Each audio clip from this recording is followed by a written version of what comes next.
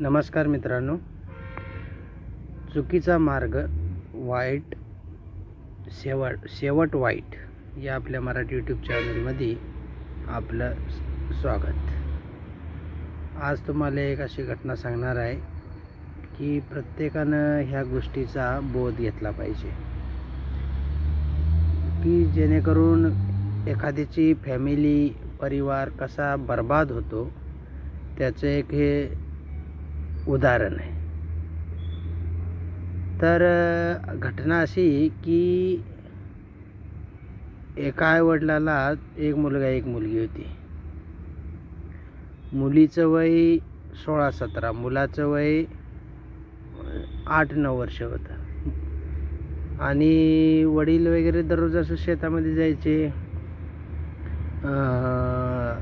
काम करण्यासाठी आणि दिवसभर मुलगी एकटी घरी असायची. तर त्यांच्याच गावातला त्यांच्या भावकीमधला एक मुलगा ज्याचं वय होतं 29 वर्ष आणि तो भावकीतला असल्यामुळे तो सारखा त्यांच्या घरी अधूनमधून यायचा.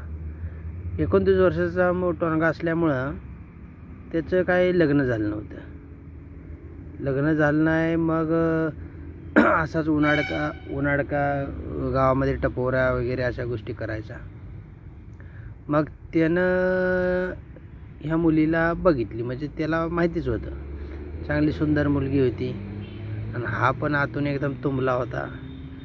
तर त्याला पण हे पाहिजे होतं. मग तो काय करायचा, असं अधूनमधून टेनी करून तिच्या घरी यायचा आणि तिला असं बॅड टच करायचा, म्हणजे पाठीमागून येऊन कधी मुलीचं स्तन पकडणं किंवा तिची किस घेणं.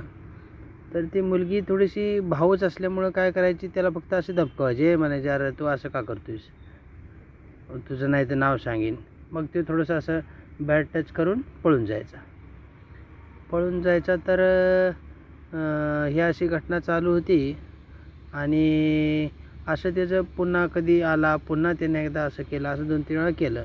पण ते मुलीनं काय केलं, आपल्या घरी आईवडिलांना सांगितलं नाही. मग त्यानं थोडा मुलांना अंदाज घेतला की राव ही काही सांगत नाही, बोलत नाही, काय नाही. म्हणून एक दिवस त्यानं असं हे टेनी करून आईवडील शेतामध्ये गेली होती, भाव काय त्यांच्या घरी नव्हता. आला, मुलगी घरात झोपली होती, डायरेक्ट आला आणि तिची कपडे वगैरे काढून तिच्याबरोबर सेक्स केला.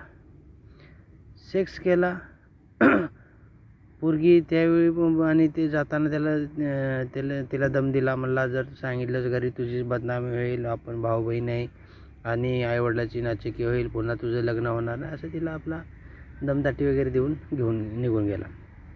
पोरगी पण आपली गप राहिली, तिनं पण सांगितलं नाही. भले तिला काय वाटलं, कसं वाटलं तिचं तिला माहिती. मग हळूहळू यांचं 7-8 महिने असं अधूनमधून येणं आणि सेक्स करणं आणि निघून जाणं, या गोष्टी त्या मुलाच्या चालूच होत्या. आणि मुलगी पण त्याला थोडा प्रतिसाद वगैरे द्यायला लागली. अचानक असं झालं की त्या मुलीचा पिरियड मिस झाला, म्हणजे मासिक पाळी याची बंद झाली. तर मग तिला थोडीशी कळालं की याला काहीतरी गडबड झाली. तर मग तिनं टेस्ट वगैरे केली, किट वगैरे आणून तर काय प्रेग्नंट राहिली. आता असं पण जमीन गरम होती आणि तिच्यामध्ये बी टाकलं, वळवाचा पाऊस पडला तर ऑटोमॅटिक बी तर जमिनीतून निघणारच, म्हणजे पीक तर कोंब तर फुटणारच जमिनीमधून.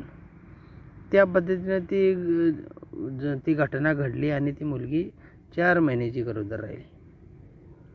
मग तिनं त्या भावाला फोन केला, म्हणला ती म्हणली की तू आताच्या आता ये आणि हे जे काय आहे सगळं ते निपट, नाही तर तुझं काय खरं नाही. तो आला, तिला सांगितलं की ठीक आहे आपण असं करू तसं करू आणि गेला निघून की मित्रांकडे इकडं तपास केला. अरे म्हणला अमक्या म्हणजे त्यानं थोडीच आपल्या बहिणीचं असं झालं म्हणून सांगतो त्यानं म्हणला अरे कुठंतरी असं झालं आहे, एका माझा मित्र अडचणीत आहे आणि त्याला अबॉर्शन करायचे, असं करायचे, कुठं आहे का कोण.